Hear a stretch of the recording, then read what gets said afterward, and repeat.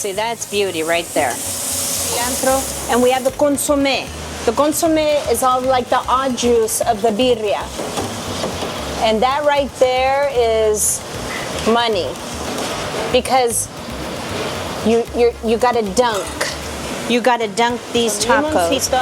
Come here often, or is this your first time? I was born and raised down the corner, man, behind the shredders here. This is the best place in Vegas. And I've been here all my life, and man, the menudo right now is great. This is our plate of chilangos. Chilango birrias. Chilango because they were invented in Mexico City, and they call people from Mexico chilangos.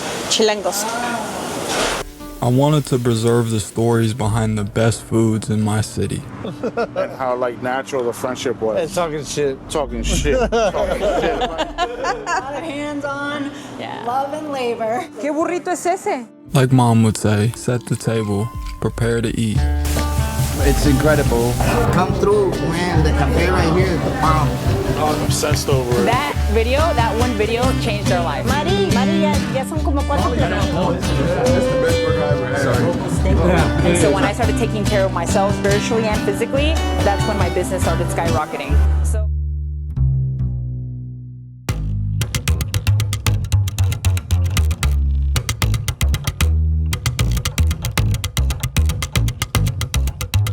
Well, you have to have traditional products, you know, the queso Oaxaca, you have to have los chiles. To make these sauces right here, la ranchera, you know, this is ranchera. This one we can't keep enough on. This is a spicy tomato base, but it's the flavor profile that is wow. And the mole, this is our mole. The mole has over 27 ingredients.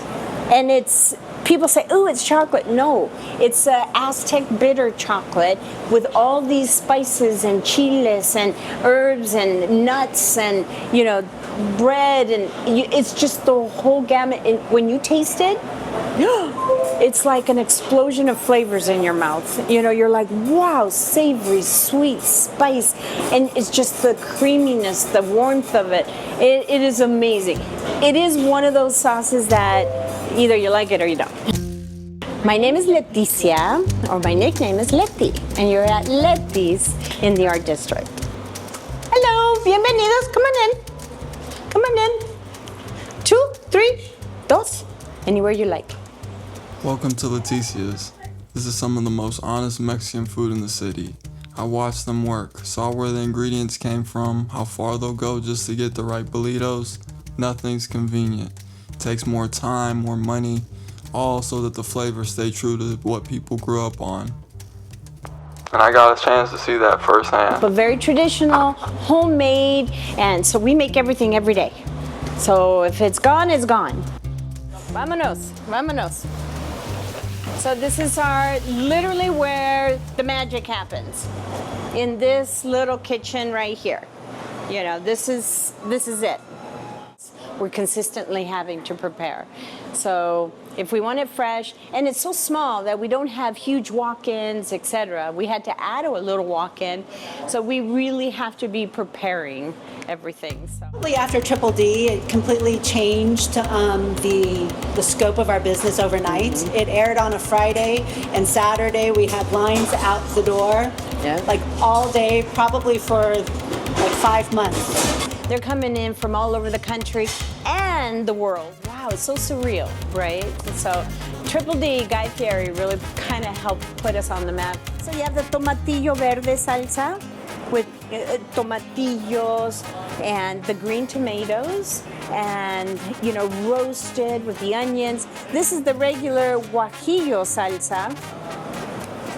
You know, that California, New Mexico chili that everybody's accustomed to doing, cheese enchiladas and stuff. So, and then our beans are made traditionally with, you know, these are made with lard, you know, so you can taste the traditional aspect of it. You have the Mexican rice that's made traditional. It's not out of a can. We make our consommé, and you have the black beans with epazote.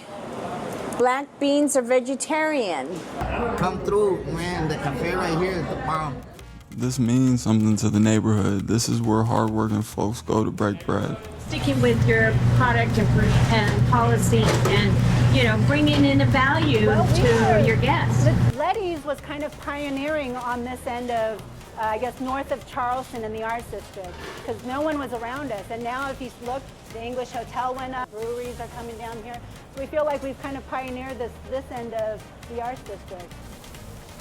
For their buck, they're gonna get really good, tasty food and think, wow, I gotta come back. It's all the drippings from the birria. So this is like gold, right? Red gold. So this is on the adobo sauce. We marinate it overnight, 24 hours, and we cook it like 4 or 5 hours until, look at this, I can just rip it apart. And this is what you get in a taco. I'm not making it special, just for you. Your little cilantro and a little cebolla. Chiluviano?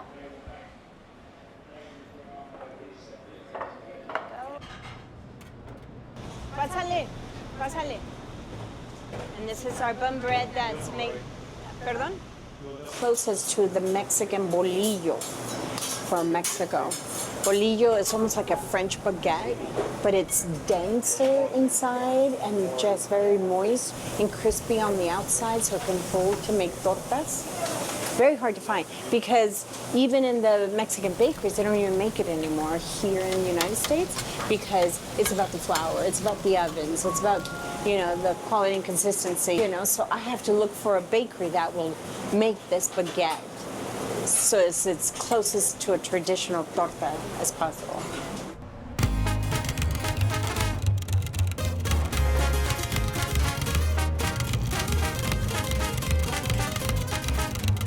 Some good authentic. Yeah, good authentic Mexican food. 10 out of 10, boss. That's what I would say. 10 out of 10. 10 out of 10. Yeah.